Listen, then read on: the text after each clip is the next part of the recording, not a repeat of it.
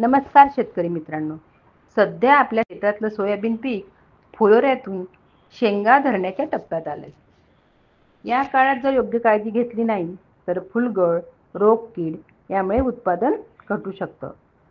तर आज आपण या व्हिडिओमध्ये विशेष करून सध्या चालू असलेल्या पावसाच्या पार्श्वभूमीवर सोयाबीन पिकाची काळजी कशी घ्यावी याविषयी माहिती घेणार आहोत.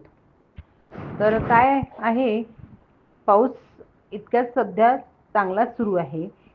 त्यामुळे काय होतं, पावसामुळे शेतामध्ये पाणी साचू शकतं. तर आपण काळजी घ्यायला पाहिजे की पिकाभोवती पाणी साचू देऊ नका. पाऊस आहे तर पाणी तर साचूच शकतं. तर आपण पाऊस थांबल्यानंतर शेतामध्ये फेरफटका मारून जिथे खूप पाणी साचलंय तिथे वाट मोकळी करून पाण्याचा निचरा करावा. कारण काय होतं, जास्त वेळ पाणी थांबलं तर मुळे कुजतात आणि शेंगा गळतात. तर समजा जास्त पाणी झालं तर काय होतं की फुलगळ पण होऊ शकते. तर फुलगळ टाळण्यासाठी काय करायचं, मग 10-26-26 NPK 5 ग्रॅम प्रति लिटर फवारणी करायची किंवा बोरान, कॅल्शियम नायट्रेट 2 ते 3 ग्रॅम प्रति लिटर वापरावे. आपण या काळात पिकाचं निरीक्षण करायचं. जर आपली पिकं चांगली असेल, हिरवी असेल, हेल्दी असेल तर काहीही द्यायची गरज नाही. पण आपल्याला जर त्यावर कीड दिसली, तर समजा अळी आहे, मावा आहे किंवा थ्रिप्स आहे, या आपल्याला जर आढळल्या तर मग काय करायचं, इमॅक्टिन बेंझोएट 5 ग्रॅम प्रति 10 लिटर किंवा प्रोफेनॉक्सफोस आणि सायपरमेथ्रिन हे वापरायचं.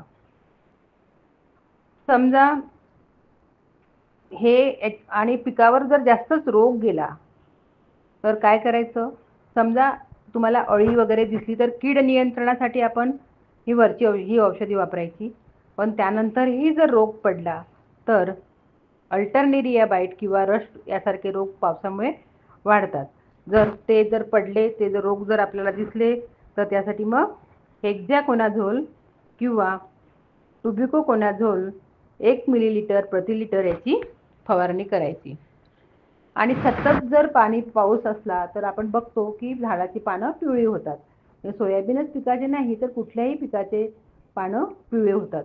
आणि पानं जर पिवळे पडले तर नॅचरली प्रकाश संश्लेषण, फोटोसिंथेसिस होत नाही. त्यामुळे त्याचा परिणाम म्हणजे शेंगा धरण्यावर पण होतो आणि नॅचरली उत्पादनावर पण होतो. तर अशा वेळेस काय करायचं, zinc sulphate, magnesium sulphate 3 gram प्रति लिटर प्रमाणे फवारणी करायची. तर शेतकरी मित्रांनो, या सर्व उपाययोजना केल्यास सोयाबीन पीक फुलोऱ्यातून शेंगा धरण्याच्या टप्प्यावर चांगल्या प्रकारे टिकेल आणि पुढे दाणे भरण्याच्या टप्प्यावरही उत्पादन वाढेल. जर माहिती उपयुक्त वाटली असेल तर व्हिडिओला लाईक करा, शेतकरी मित्रांसोबत शेअर करा आणि अजून अशीच माहिती मिळवण्यासाठी माझ्या चॅनलला सबस्क्राईब करा. धन्यवाद.